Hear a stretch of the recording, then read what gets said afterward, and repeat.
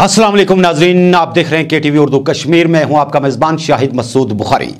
नाजरीन इकराम, आज पूरा प्रोग्राम जो हमारा होगा लगभग इस चीज पर हमारी नजर रहेगी कि महबूबा मुफ्ती जो कि PDP की सरबराह हैं और 14 माह से जायद मुद्दत के बाद छूट के आई, पहली मर्तबा अपनी रिलीज के बाद वो प्रेस के सामने आई और गुपकार के अंदर जो उन्होंने पिछले दिनों मीटिंग की थी जिसमें People's Alliance for Gupkar Declaration बना।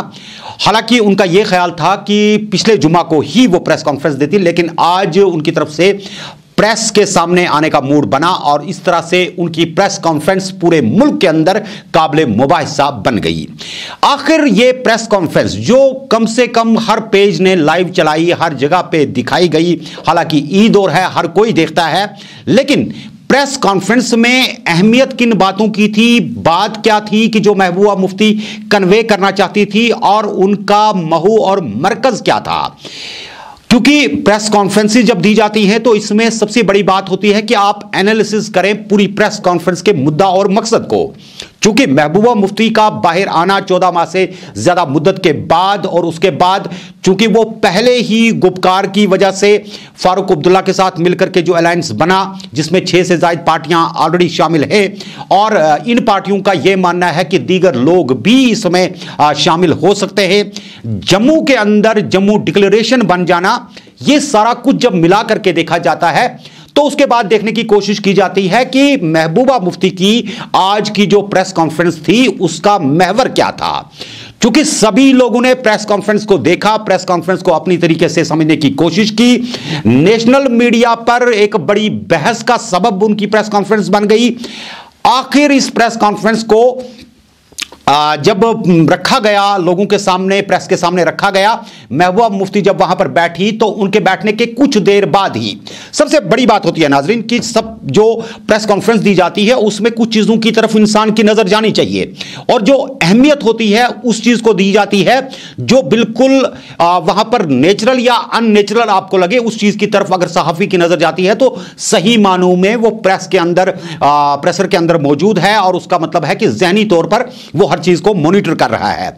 महबूबा मुफ्ती की प्रेस कॉन्फ्रेंस में 35 से 370 के खात्मे के बाद, रियासत का दर्जा खत्म होने के बाद, अगर आपको याद होगा जब 4 अगस्त को यहां पर सिक्योरिटी के काफी ज्यादा घेराव हो गए और उसके बाद 5 अगस्त को पार्लियामेंट ने यह फैसला लिया।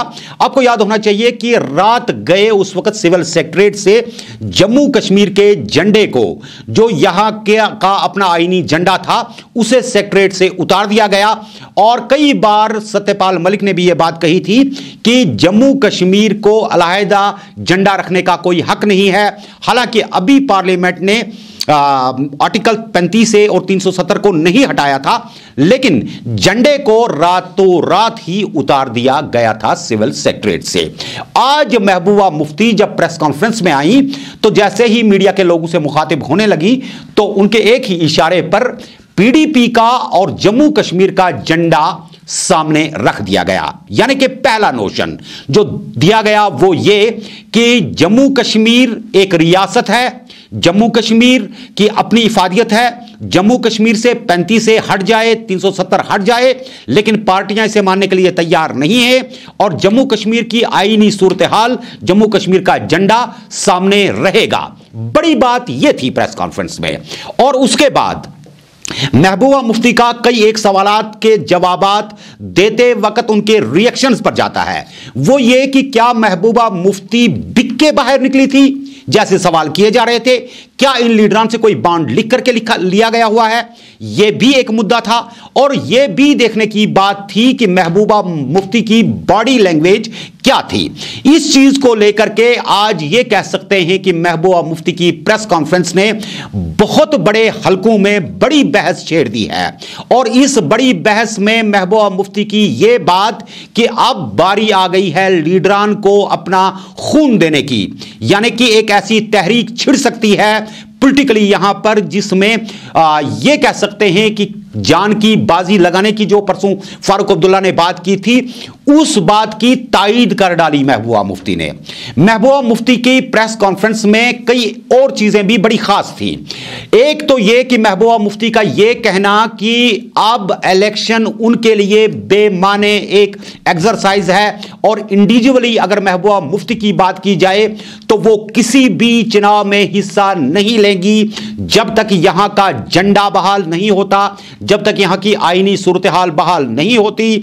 और उन्होंने कहा कि वो रुकेंगी इस बात पर नहीं, बल्कि जम्मू कश्मीर बकौले महबूबा मुफ्ती के एक बहुत बड़ा मसला है जिसको हल करने की जरूरत है। और वक्त आएगा कि जिन लोगों ने उनसे ये झंडा 35 से 370 छीना है, वही लोग ये सारा लेके वापस आएंगे और बताया जाएगा कि आपको इससे अलावा क्या चाहिए। यानी कि महबूबा मुफ्ती के अंदर ये जो कॉन्फिडेंस आज की प्रेस कॉन्फ्रेंस के अंदर नजर आ रहा था, यह इशारा कर रहा था कि महबूबा मुफ्ती एक जज्बाती तरीके पर आवाम के बीच में जाना चाहती हैं।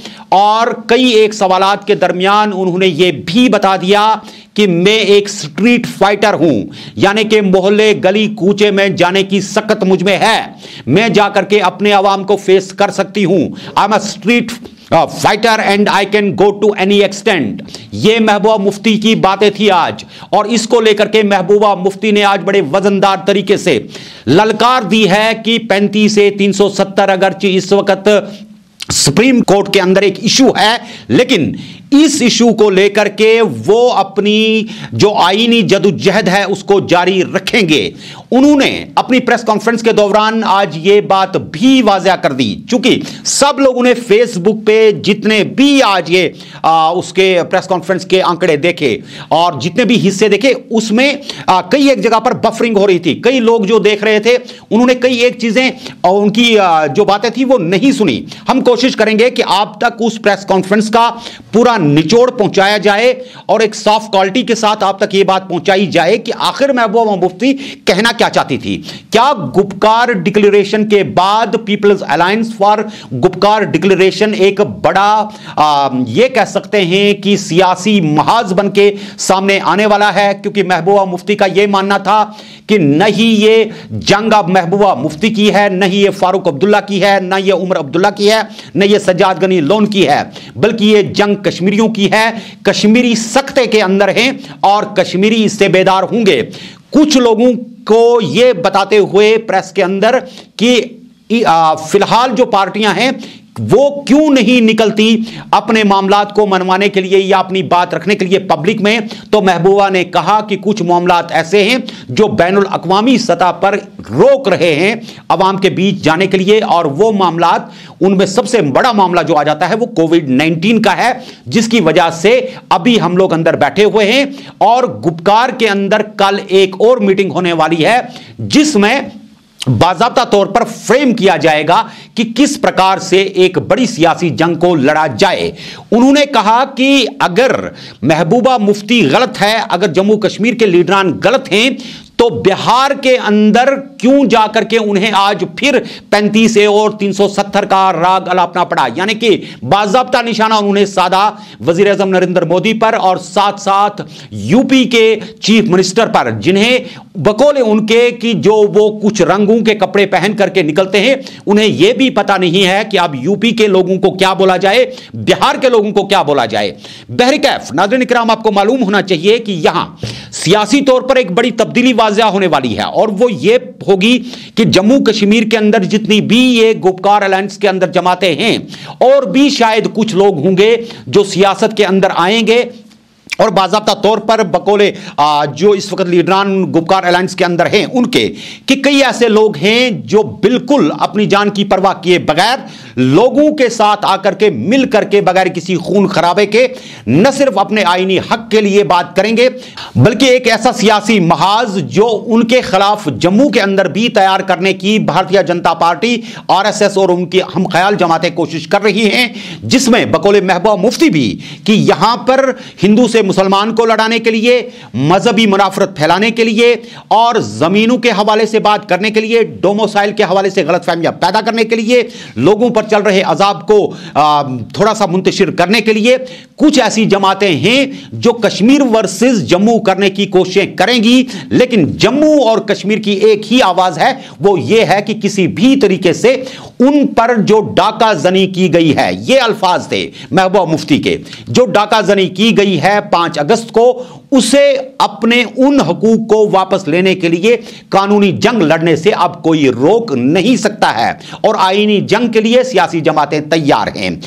महबूबा मुफ्ती ने अपने बयान के दौरान एक बड़ी बात यह भी कह दी कि अगर सही मानों में किसी वक्त इस तरह की जरूरत भी आन पड़ी, क्योंकि एक लंबी लड़ाई होगी और उस वक्त अगर किसी का पहला खून का कतरा लीडर का गिरेगा तो उसके लिए महबूबा मुफ्ती पहली औरत होंगी। यानी कि आज महबूबा मुफ्ती ने जिस जोश और जज्बे के साथ ये सारी बातें बताई, ऐसा लगता है कि गुपकार के अंदर से निकल करके और गुपकार के साथ जुड़े हुए लीडरान के जोश को देख करके महबूबा मुफ्ती आज पूरी फॉर्म में नजर आ रही थी और इस मामले को लेकर के उन्होंने यह भी कह दिया कि अगर जब झंडा जम्मू कश्मीर का बहाल होगा तो उन्हें भारतीय परचम को उठाने में कोई भी तकलीफ गवारा नहीं होगी।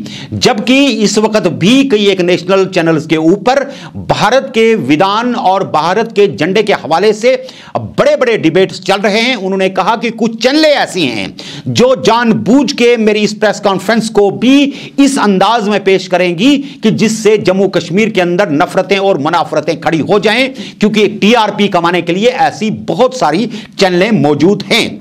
नाज़रीन इकराम, आपको एक बात जरूर बता देंगे, महबूबा मुफ्ती की यह प्रेस कॉन्फ्रेंस भी आपको साफ सुथरे तरीके से दिखाएंगे, लेकिन एक बात जरूर है कि कुछ दिनों के बाद शायद यहां पर एक बाज़ाब्ता तौर पर प्लेटफॉर्म जो पीपल्स अलायंस के नाम पर बना हुआ है, इसमें फारूक अब्दुल्ला को बाज़ाब्ता तौर पर सदर चुन लिया जाएगा। इसके लिए स्पोक्स पर्सन अलग होगा, जनरल सेक्रेटरी अलग होगा, इलेक्शन मंशूर कभी कोई बनता भी है तो जब तक यह प्लेटफॉर्म फैसला नहीं लेगा इसके बगैर नहीं होगा। और जो कोई भी सियासी बयान निकलेगा वो अब पार्टियों से अलग अलग नहीं बल्कि मुकम्मल तरीके पर गुपकार अलायंस के बीच में से निकलेगा। मे भी इसका कोई दूसरा ऐसा नाम भी रखा जाए जो कश्मीरियों के लिए आम लफ्जों में याद रखने वाली बात हो, क्योंकि यह एक अंग्रेजी लफ्ज है जिसे आम कश्मीरी याद शायद ना रख पाए। इस हवाले से कुछ ऐसे अंदिए भी मिल रहे थे कि कल की मीटिंग के बाद शायद यहां की जमातें एक प्लेटफॉर्म में आकर के एक ही अंदाज में आकर के सारे खड़े हो जाएं। जैसा कि आपको मालूम होना चाहिए कि जब यहां पर अपनी पार्टी बनी तो उसमें भी कई एक जमातों से लोग चले गए जिन्होंने कहा कि ये हम ख्यालों की वो जमात है जो अचीवेबल चीजों को हासिल करने के लिए एक कानूनी और आईनी हैसियत से भारत से कई चीजों की मांग करेंगे और यहां पर अवाम के मुश्किलात को देखेंगे। लेकिन क्या वाकई तौर पर अपनी पार्टी एक साइड गुपकार के आलमिया के बाद अगर हम जम्मू डिक्लेरेशन की बात करते हैं, वहां से जो 20-22 छोटी बड़ी जमातें और कुछ लोग मिल गए हैं जिस अंदाज में वो इसे पेश करना चाहते हैं, क्या गुपकार वाले उसके सामने कोई अपना रोल निभा पाएंगे या गुपकार वालों के सामने ये पार्टियां अपना रोल निभा पाएंगी या नहीं निभा पाएंगी? क्या कुछ जम्मू कश्मीर के अंदर सरगर्मियां रहेंगी पॉलिटिकली? लेकिन पहले आपको लिए चलते हैं उस प्रेस कॉन्फ्रेंस की तरफ जो आज पीडीपी की सरबराह महबूबा मुफ्ती ने उस मुद्दत को खत्म करने के बाद, जिसे आप 14.5 माह बता सकते हैं, अपनी असीरी के बाद जब वो बाहर निकली, गुपकार के अंदर गई, फारूक अब्दुल्ला उनके घर गए, सज्जाद गनी लोन गए, यूसुफ तारगामी गए, उमर अब्दुल्ला गए, लेकिन आज महबूबा मुफ्ती जिस कॉन्फिडेंस के साथ बोल रही थी, क्या कुछ उनका प्रेस कॉन्फ्रेंस में बताना था, आइए आपको पहले दिखाते हैं। जैसा कि आप सब लोग जानते हैं कि अभी कुछ दिन पहले मेरी रिहाई हुई और मैं चाहती थी आप लोगों से बात करना और साथ साथ I also wanted to appreciate जिस तरह से जिन हालात में आप लोगों ने काम किया, हमको तो अंदर कर दिया गया था, मगर जिस तरह से आपने कोशिश की कि जो जम्मू कश्मीर पे गुजरी ये 1 साल से ज़्यादा अरसा, अपनी जान जोखिम में डाल के आप लोगों ने उसकी अक्कासी की।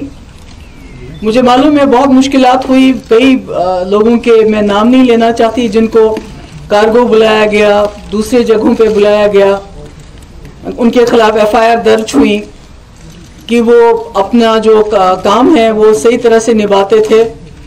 जो फेसबुक पे हमारे बच्चे हैं या बच्चियां हैं उनका जीना हराम कर दिया है। तो ऐसे मुश्किल हालात में आप लोगों का जो आप लोगों ने काम किया, मैं उसके लिए आपको सबको सलाम करना चाहती हूँ। और मुझे लगता है कि यही करने की ज़रूरत है, क्योंकि जो हाल जम्मू कश्मीर का इन लोगों ने बना दिया, ऐसे में जब तक हम सब लोग इकट्ठे नहीं हो जाते, जिसमें जो आप जो हैं, जो जर्नलिस्ट हैं, जो मीडिया है, यहाँ जम्मू कश्मीर के रहने वाले हैं, जब तक हम इकट्ठे नहीं हो जाएंगे तो शायद जो मुकाबला जिस चीज़ का करने निकले हैं हम, उसमें हमें मुश्किलात आएंगी।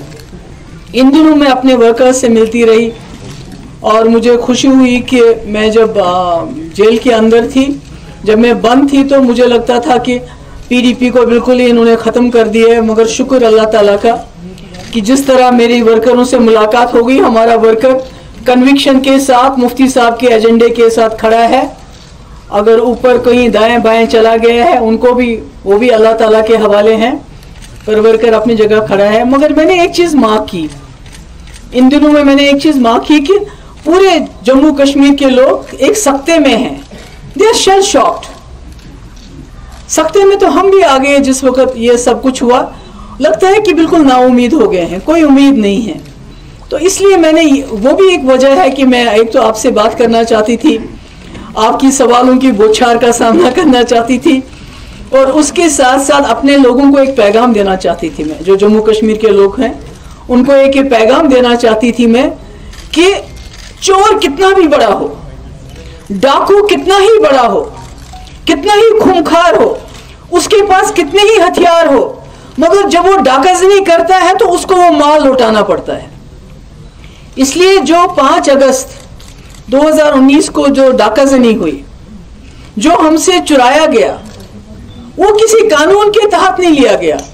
अगर कानून के तहत लिया गया होता, बातचीत के जरिए लिया गया होता, तो हम समझते कि ये चीज हमसे चली गई, अब ये वापस नहीं आएगी। मगर जो चीज डाकाजनी करके, प्लंडर करके, लूट करके लूटी गई हो, जिसमें कि उन्होंने अपना जो संविधान है, जिसकी ये कसम खाते हैं, इंडियन कॉन्स्टिट्यूशन आइन की कसम खाते हैं, चाहे वो कोई मेंबर पार्लियामेंट हो, चाहे इस मुल्क का वजीर आजम हो, उन्होंने उस कॉन्स्टिट्यूशन की, उस संविधान की धज्जियां उड़ा दी। क्योंकि किसी भी पार्लियामेंट मेंबर के 500 के बजाय अगर ये 1000 भी होंगे, इनके हाथ में वो ताकत कतन नहीं है कि वो जम्मू कश्मीर में जो 370 जो हमारी पोजीशन है, या 35 है, या हमारी जो स्पेशल पोजीशन है, उसको वो छीन सके। They don't have any powers. It is the Indian constitution. Hindustan के आईन ने वो पावर्स हमारी कॉन्स्टिट्यूएंट असेंबली को दिए हैं कि इसको रखना है या इसको छोड़ना है, और हमारी कॉन्स्टिट्यूएंट असेंबली ने इसका फैसला किया था कि इसको बरकरार रखना है। इसलिए इनके पास कोई पावर नहीं। तो मैं अपने लोगों को यकीन दिलाना चाहती हूँ, जो मुझे सुनेंगे, मुझे देखेंगे, कि जो चीज चुराई गई हो, जो चीज डाकाजनी से हासिल की गई हो, वो ज्यादा देर डाकू के पास नहीं रहती है, वो अपने लोगों के पास वापस पहुंच जाती है। और इसका मैं यकीन दिलाना चाहती हूँ। इसमें हम सब जमातों ने, आपको याद होगा अगस्त के महीने में मैंने फारूक साहब से गुजारिश की थी कि जब मुझे लग रहा था कि कोई गड़बड़ होने वाली है, जब यहाँ फोर्सेस आ गए, जब यहाँ से बाकी चीज़ें की गई, यात्रियों को निकालना शुरू किया गया, तो हमें कुछ खदशात पैदा हुए। और मैंने फारूक साहब से गुजारिश की कि वो सबसे सीनियर है हमारे, he is the tallest leader इस वक्त हमारे, तो वो एक मीटिंग कॉल करे ऑल पार्टीज़ की, हम सब बैठ के देखें कि क्या होने वाला है और उसके बारे में हम क्या कर सकते हैं। आपको ये भी याद होगा कि कुछ ही दिनों के अंदर जब फारूक साहब ने इकरार किया कि हम ऐसा करेंगे, तो उनको चंडीगढ़ बुलाया गया तफ्तीश के लिए। कई घंटे उनकी तफ्तीश हुई। जब वहाँ से वापस आए, उनकी तबीयत साजगार नहीं थी, इसलिए मैंने अपने घर में मीटिंग बुलाई। और फिर फारूक साहब ने कहा कि अच्छा होगा कि अगर हम सब वहीं चले जाएं, तो हम सब, सजाद लोन साहब, बाकी जितने भी लोग थे हमारे साथ, हम वहीं चले गए। और वहाँ हमने एक एलानिया, जिसको गुपकार डिक्लेरेशन का नाम दिया जाता है, उसका ऐलान किया कि हम तमाम जमातें, मेन स्ट्रीम पार्टीज जो यहाँ की हैं, हम इकट्ठा हो जाएंगे, जिसमें पीपल्स कॉन्फ्रेंस के सजाद गनी लोन साहब भी हैं, अवामी नेशनल कॉन्फ्रेंस भी हैं, और नेशनल पार्टी जो कम्युनिस्ट पार्टी है वो भी हमारे साथ होगी। और हमने ये इरादा किया, अहद किया कि जो हमसे छीना गया है उसको हम हासिल करेंगे। मुझे खुशी है इस अरसे में जब मैं बंद थी तो फारूक साहब मेरे घर आए, मेरी वालिदा से मिले, उनको हिम्मत उनकी बांधी। उसके बाद जब मैं छूटी तो उमर साहब भी आ गए, फारूक साहब भी आ गए, सजाद गनी लोन साहब आ गए, तारिक आमी साहब आ गए। तो मेरे कहने का मकसद ये है कि ये कितना भी कोशिश करे, हम मेन स्ट्रीम को डिस्क्रेडिट करने की, जो उन्होंने बहुत कोशिश की, बंद किया, फिर अफवाहें फैलाई, जो इनका ये जो फेक टीआरपी मीडिया है इनका, वो भी है ना, एक फेक टीआरपी मीडिया इनका है। तो उन्होंने कोई कसर नहीं छोड़ी हमारे बारे में अफवाहें फैलाने की, जी सेल आउट हो गया, जी बिक गए, जी ये हो गया, वो हो गया। तो मैं आपको कहना चाहती हूँ कि मैं जितनी देर भी हम अंदर थे तो हमने अपना जो हमारा एजेंडा है, अपना जो हमारा अहद है, उसको हमने डाइल्यूट होने नहीं दिया। बड़ी आजमाइशें आ गई, बड़ी मुश्किलात आ गई, उस पर खड़े हैं, तब भी खड़े थे, आज भी खड़े हैं। और मेरा ये कहना है कि आज पूरे मुल्क के अंदर इस जमात की, जिन्होंने कॉन्स्टिट्यूशन की धज्जियां उड़ाई, मुल्क के अंदर जब अपोजिशन पार्टीज कुछ को छोड़ के सब खामोश हो गई, उन्होंने सोचा कि चलो ये कश्मीर के साथ हो गया, आगे कुछ नहीं होगा। मगर उसी कॉन्स्टिट्यूशन की धज्जियां उड़ाते हुए बीजेपी ने सिटीजन अमेंडमेंट एक्ट पास किया, पोलराइज किया लोगों को। उसके बाद आप किसानों के खिलाफ जो लॉ बनाया, इसके बाद मुझे लगता है कि ये जो हमारी डाउन ट्रॉडन जो हमारी कम्युनिटीज हैं, जिसमें दलित्स हैं, बाकी लोग आते हैं, उनके भी जो हुकूक उनको मंडल कमीशन मिले वो भी छीनेंगे।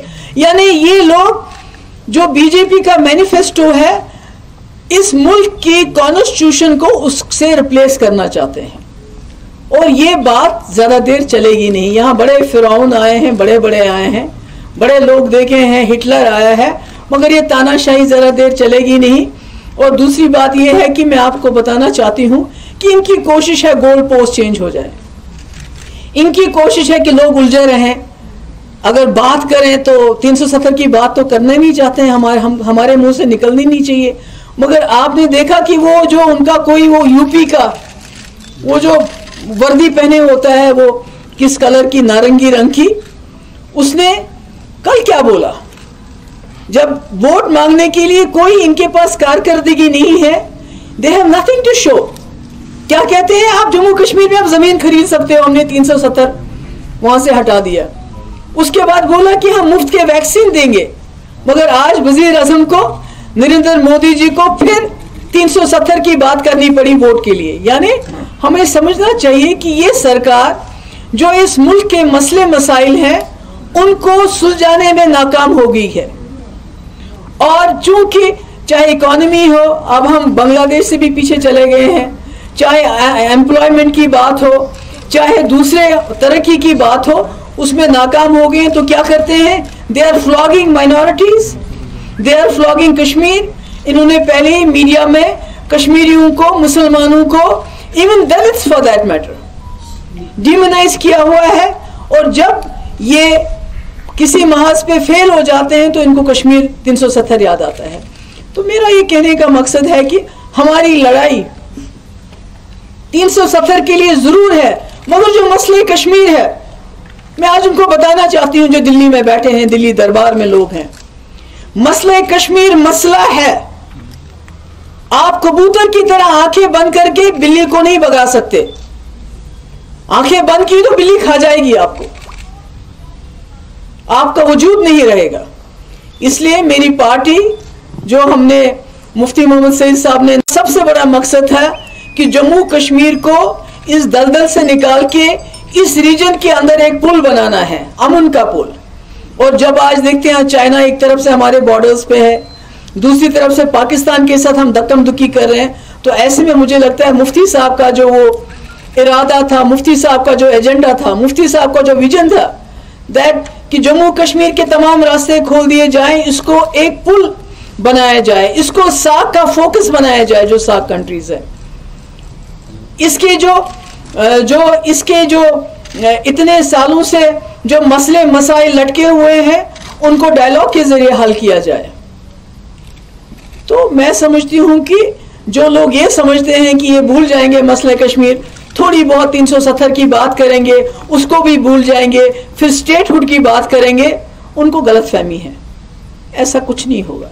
यहाँ के जम्मू कश्मीर के मसले के लिए हजारों नौजवानों ने यहाँ कुर्बानियां दी। वो कुर्बानियां हम बुलाने नहीं देंगे, वो कुर्बानियां रायगा होने नहीं देंगे हम, चाहे कुछ भी हो जाए। आज तक यहाँ के लोगों का खून बहा, अब मुझे लगता है हम जैसे लीडर्स के खून की बारी है। हम कोई तशद्दुद नहीं चाहते हैं, हम कोई वायलेंस नहीं चाहते हैं। हम नहीं, क्योंकि वो लोग वायलेंस चाहते हैं, वो लोग डिसरप्ट करते हैं हर चीज को। जब से उन्होंने 370 हटाया, उन्होंने कोई कसर बाकी नहीं रखी ऐसे कानून यहां नाफिज करने की जिससे जम्मू कश्मीर के लोग इश्तियाल में आ जाएं। वो उर्दू जबान की बात हो, वो डोमिसाइल लॉ की बात हो, वो सेक्रेटरीट में मुसलमान ऑफिसर्स को दरकिनार करने की बात हो, वो हमारे यहाँ के जो वसाइल हैं, सैंड, रेत, ये भी नहीं छोड़ी इन लोगों ने हमारे लिए। यानी इन लोगों को जम्मू कश्मीर के लोग नहीं चाहिए। जम्मू कश्मीर के लोग इनके लिए गैर जरूरी है। They are expendable. The people of Jammu Kashmir are expendable for them. What they want is a territory. Territory तो इनके पास थी 2019 5 अगस्त तक जायज तरीके से थी, मगर जब इन्होंने एक रिश्ता तोड़ दिया जिसकी वजह से हमने इनके साथ इल्हाक किया था, एक्सेशन किया था, we had acceded to a liberal, democratic, secular India. Let me tell them, we are not comfortable, we are not compatible, we are incompatible to today's India जो इस वक्त इन्होंने बनाया है, जहां माइनॉरिटी सेफ नहीं, जहां दलित सेफ नहीं है, जहां जम्मू कश्मीर की इज्जत आबरू पे डाका डाल के हमें बेइज्जत करने की कोशिश की गई। We are not comfortable. इनको सोचना पड़ेगा, आज नहीं तो कल इनको सोचना पड़ेगा कि ये मुल्क हिंदुस्तान की कॉन्स्टिट्यूशन पे चलेगा, ये बीजेपी के मैनिफेस्टो पे नहीं चलेगा। चाहूंगी कि हमें आपके साथ की भी जरूरत है। हम तो इकट्ठे हो गए, लोगों को भी इकट्ठा होना है, क्योंकि ये जंग महबूबा मुफ्ती या फारूक साहब या सजाद गनी लोन साहब या उमर साहब अकेले नहीं लड़ सकते। हम इकट्ठे होकर भी नहीं लड़ सकते जब तक हमारे लोग भी इकट्ठे नहीं हो जाएंगे। तो मैं आज काफ़ी देर से आप लोगों से बात करना चाहती थी, मिलना चाहती थी। मुझे मालूम है कि आपके जहनों में बहुत सारे सवालात होंगे और बहुत सारे खदशात होंगे जो आप करना चाहेंगे, तो मैं रेडी हूँ उसके लिए। आप जो कुछ पूछना चाहते हैं पूछ लीजिए, मगर थोड़ा सा तहज़ीब लिहाज है।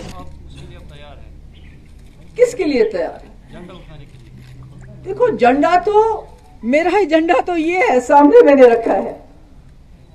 जिस वक्त हमारा ये झंडा वापस आएगा हम उस झंडे को भी उठा लेंगे, मगर जब तक हमारा अपना झंडा डाकुओं ने डाके में ले लिया है तब तक हम किसी और झंडे को हाथ में नहीं उठाएंगे। झंडा हमारे आईन का हिस्सा है। जब इन्होंने खुद ही उस आईन की धज्जियां उड़ाई, उस झंडे की धज्जियां उस दिन उड़ाई जब जम्मू में रेप हुआ, और उस झंडे को लेके ये उन रेप के जो रेपिस्ट थे उनके हक में नारे देने लगे। इन्होंने तो खुद ही डेसिक्रेट किया कॉन्स्टिट्यूशन को भी, इन चीजों को भी। तो ये हमसे क्या एक्सपेक्ट करते हैं? What do they expect from us? हमारा झंडा तो ये है, और हमारा ये रिश्ता इस झंडे ने बनाया है। It is not independent of this flag, जो हमारा इस मुल्क के झंडे के साथ रिश्ता है। जिस वक्त हमारे हाथ में ये झंडा आएगा हम वो झंडा भी उठा लेंगे। How do you plan to do all this, whatever you said? Because these guys, the Indian authorities, just some months ago put you in jail, right? And you were not able to do anything. No, फिर jail में डाल देंगे तो और क्या? Resistance? no. The thing is that you're not talking Indian constitution at the same time. You're also talking about the building bridge, and you are living like before 2019. The thing is that the ultimate reality is what will you do? What will you do to get those things back? नहीं, मुझे बताइए, Gandhi ji, Mandela, okay, पहले उन्होंने उनको लिख के दिया था कि हम क्या करेंगे, कैसे करेंगे।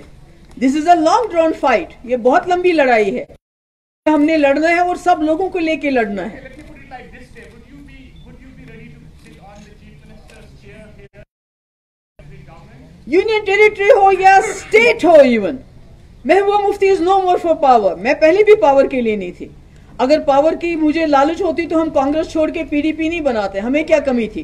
We are not only for power, sorry, no power, sorry, I am very sorry to tell you that कि बीजेपी, अगर हमें सिर्फ पावर चाहिए होता तो हम कांग्रेस के साथ भी सरकार बनाते। मगर मुफ्ती साहब का जो आखिरी तकरीर उन्होंने 28 जुलाई 2014 को की, हमारे फाउंडेशन डे पे उन्होंने कहा लोगों को कि मुझे कुछ सीटें दे दो, मैं जम्मू कश्मीर के मसले के हल के हवाले से कुछ काम करना चाहता हूं। उसके बाद he had a choice to go with Congress, to go with NC, but why did he opt for BJP? Because उन्होंने एक जिन को बोतल में बंद करने की कोशिश की थी। उनको मालूम था बहुत बड़ा तूफान आ रहा है मुल्क के अंदर, और ये तूफान टेम्पररी, ये एक इलेक्शन का जिन नहीं है, ये दूसरे इलेक्शन में भी आएगा। और अगर जम्मू कश्मीर में जो हमारे पास है उसको प्रोटेक्ट करना है, 3 महीने उन्होंने लगाए, तब जाके एजेंडा ऑफ अलायंस साइन हुआ।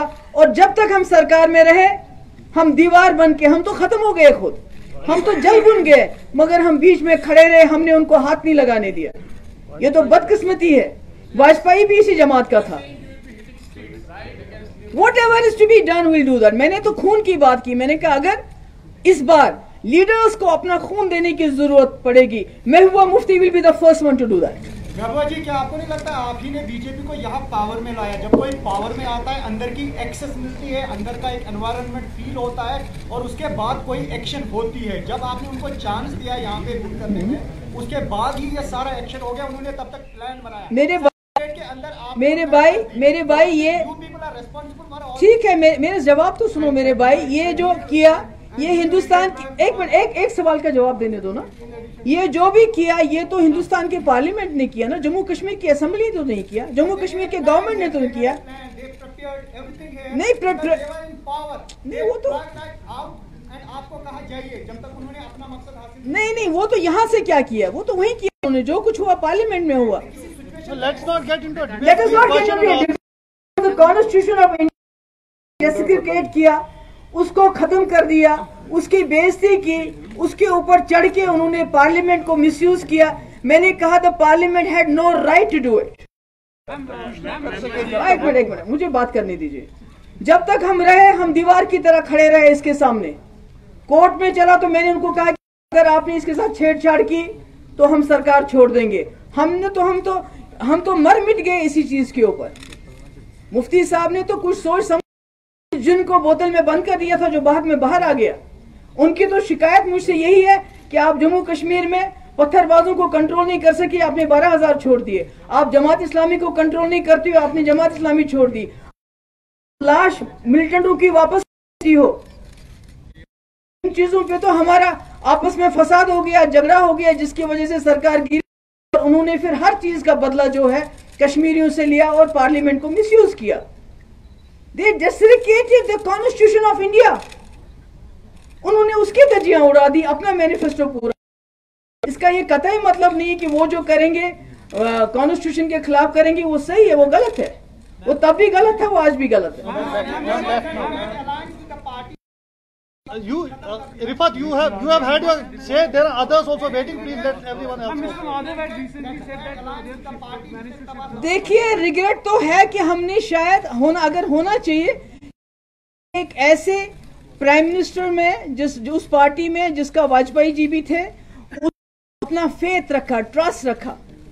हो सकता है कि हमारा उनके ऊपर ट्रस्ट करना कि वो कॉन्स्टिट्यूशन की धज्जियां नहीं उड़ाएंगे। ये किसको मालूम था कि वो कॉन्स्टिट्यूशन की धज्जियां उड़ाएंगी जब उनके पास मेजॉरिटी होगी?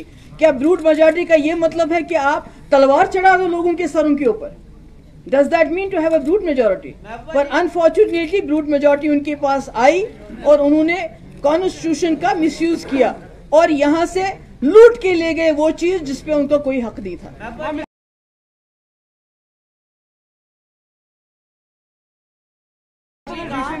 आपने कहा कि हमें लोगों का साथ चाहिए। क्या लोगों का साथ आपको किस लिए चाहिए? लोगों का साथ इस चैलेंज का मुकाबला करने के लिए चाहिए और किस लिए चाहिए? मेरा सवाल ये है कि क्या लोगों का साथ आप चाहती है कि लोग आपको वोट दे दे और आप पॉलिटिकल लड़ाई आगे ले जाए? मेरे भाई, मेरे लिए स्ट्रीट्स कोई नई बात नहीं है, ये आप भी जानते हो। I have been a street fighter, you know that. और मैंने पहले भी कहा, जाती तौर पे, जाती पार्टी के वर्कर से मिलके बात करेंगे हम, फिर पीपल्स अलायंस की पार्टी मिलेंगी, हम आपस में बात करेंगे। जो इलेक्शन का, जहां तक मेरा जात का, महबूबा मुफ्ती की जात का, I have no interest in elections, let me tell you. मैं जो आईन जिसके अंदर मैं इलेक्शन लड़ती थी, जब तक वो आईन हमें वापस नहीं होता, Mehbooba Mufti has got nothing to do with the elections. How do you plan to unite Ma'am, J&K is Union Territory, which is the known fact. Now you are a part of People's Alliance for Gopal. I am sorry, जो fake TRP TV है, मैं उसके किसी सवाल लेना चाहता। I am really sorry, I won't do that. Mr. Madhav recently said that they are managed to unite people of Jammu and Kashmir when there are leaders in Jammu willing to, constitute a Jammu declaration also. When there is a Gupkar declaration here, they are trying for Jammu. हम अभी तो आपस में हमारा unite होना कितना मुश्किल था। Mr. Madhav recently said that they have managed to change the goalposts. Do you think you are going into a kind of a trap right now, because they want you to speak? In a sense, they're saying that we want them to speak on pre-August 5 position. नहीं, मैंने तो पहले ही वो clear किया कि I am not, my struggle will not be confined to restoration of 370, it will go beyond that, it will be for the resolution of Kashmir problem. उसमें जो भी हमारा रोल बनता है हम उसको करेंगे। Madam, one, when you were in detention, how many people from government of India tried to contact you to get you on the board? One, two, when you talk about elections, you said personally you will not be interested in elections. What about PDP? मैंने कहा ना, मैंने जहां तक PDP का सवाल है, अब तो हम अकेले नहीं हैं। जैसे आपको याद होगा, पंचायत इलेक्शन थे तो हमने नेशनल कॉन्फ्रेंस और हमने इकट्ठे फैसला किया था कि हम इलेक्शन में पार्टिसिपेट करेंगे कि नहीं करेंगे। इसी तरह इस वक्त पहले में अपने जो हमारे वर्कर है अपनी पार्टी के अंदर डिस्कस करेंगे, उसके बाद पीपल्स अलायंस में हम ये बात डिस्कस करेंगे, और जो वहां से फैसला इकट्ठा हम करेंगे वही फैसला सब पे जो है लागू होगा। मगर जहां तक मेरा पर्सन का सवाल है, मैं अपने झंडे और अपने आईन के अंदर इलेक्शन लड़ने में इंटरेस्टेड नहीं हूँ।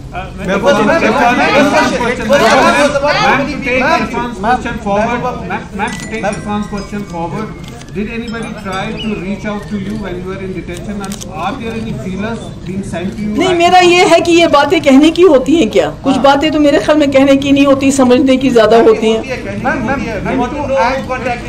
नहीं, वो तो मैं नहीं बताऊंगी। That is not done। वो एक वो तो कागज लाए थे पहले 1 महीने के बाद ही, वो जो कि भाई हम बाहर जाके 370 पे बात नहीं करेंगे, अगर बात करेंगे तो 50,000 रुपये आपको देना पड़ेगा। और जब आप उसका तो आपने खुद देखा, जब हमारी कुछ लेडीज निकली जम्मू कश्मीर की, उस दिन उन्होंने वहां प्रोटेस्ट किया तो उन सबको जेल में डाल दिया, और उसके बाद बॉन्ड लिख के लिया उनसे भी कि हम 1 साल तक बात नहीं करेंगे। तो ये तो there is nothing to guess about it. Ma'am, what is the position on the political parties contesting the upcoming DDC elections? उसके बारे में भी देखिए, कल हमारी मीटिंग हो रही है यहाँ पीपल्स अलायंस की, जनरल सिचुएशन को डिस्कस करेंगे और ये जो इश्यूज हैं इनको भी हम डिस्कस करेंगे। So it's not ruled out. बिल्कुल। लेकिन जब जो आप पिछले साल 1000 स्क्वायर किलोमीटर, मेरे ख्याल में कोई 40 किलोमीटर बड़ी मुश्किल से मिन्नतें करके हमने वापस लिए, अभी शायद 960 किलोमीटर उनके पास है। ये भी एक हकीकत है कि चाइना ने खुद 370 की बात करते हैं, वो कहते हैं कि ये डिस्प्यूटेड है तो आपने इसको क्यों यूनिलैटरल किया। तो ये तो एक हकीकत है कि चाइना जो अभी हमारे बॉर्डर्स पे है, वहां से उत्तराखंड दूसरी जगह से भी आ रहा है, ये तो you can deny it, it's a fact. It's a fact कि 370 हटने के बाद जम्मू कश्मीर इससे पहले इतना इंटरनेशनल व्यू में कभी नहीं आया जितना इसके बाद आया। So these are all realities. You can't deny them. Now that you're united with the National Conference PDP, so I would निकाले हैं ये जो जॉब्स का है कि 22 साल के बाद आप इसको जो है रिटायरमेंट है। हमारे छोटे छोटे बच्चे, अभी कई लोग जेलों में हैं, मौलवीज को जेलों में रखा है, जो रिलीजियस पार्टीज हैं उनको इन्होंने बैन कर दिया है। तो ये सब फेसबुक पे बच्चे होते हैं उनको जेल में ले जाते हैं। तो ये सारी चीजें तो ये तो इश्यूज है ना, 370 इश्यूज। जी हाँ नाज़रीन किराम, आपने देखा कि किस तरीके से महबूबा मुफ्ती जो कि प्रेस कॉन्फ्रेंस से खिताब कर रही थी, उन्होंने जम्मू कश्मीर के झंडे को, जो अब सेक्रेटरीट पे नजर नहीं आता, अब सरकारी गाड़ियों पे नजर नहीं आता, अब आईनी तौर पर उसको एक तरीके से खत्म कर दिया गया है, उसे दोबारा डिस्प्ले किया और किस अंदाज में उन्होंने झंडे की तरफ हाथ उठा करके दिखाया कि जब वक्त आएगा तो वो इसी झंडे के साथ और इसी आईन जो इसके जरिए खत्म हो चुका है, जब तक वो इसको वापस लेकर के नहीं आती हैं, वो अवाम में जाकर के वोट मांगने के लिए नहीं जाएंगी। बैरिकाफ क्या कुछ रहेगी सूरत हाल, किस तरीके से चलेगा ये सारा अलायंस, क्या कुछ कल की मीटिंग में सामने आएगा और किस अंदाज में यहां की सियासी जमातें जो हैं लोगों के बीच में जाएंगी, क्योंकि अब फारूक अब्दुल्ला भी यही कहते हैं कि ये उनकी जात की लड़ाई नहीं है। महबूबा मुफ्ती भी ये मानती हैं कि लोग सख्ते के अंदर हैं। क्या वाकई तौर पर जम्मू वर्सेस कश्मीर करने वाले लोगों की जो दरमियान एक इस वक्त दीवार सी खड़ी हो रही है, क्या इस दीवार को गिरा दिया जाएगा? क्या एक यकसानियत के साथ सही मानों में सुप्रीम कोर्ट के फैसले का ही इंतजार किया जाएगा, या फिर जम्मू कश्मीर के अंदर सियासी उथल पुथल बड़े पैमाने पर देखने को मिलेगी? क्योंकि आगे कुछ चुनाव ऐसे भी हैं जो पंचायत के वो चुनाव हैं और उसके बाद म्युनिसिपल इदारों के वो इंतखाबात हैं जिसमें उसको तो उम्मीदवार नहीं मिल रहे थे, या जिन उम्मीदवारों ने इस्तीफा दे दिया था। आने वाली रणनीति क्या रहेगी, किस तरीके से ये सियासी जमातें चलेगी, हम आपको अपडेट करते रहेंगे। आप हमारे साथ हमेशा देखते रहिए KTV उर्दू कश्मीर। शाहिद बुखारी के साथ अपना बहुत बहुत ख्याल रखिएगा। हमें दीजिए आज के शुमारे से इजाजत। खुदा हाफिज़ नासिर।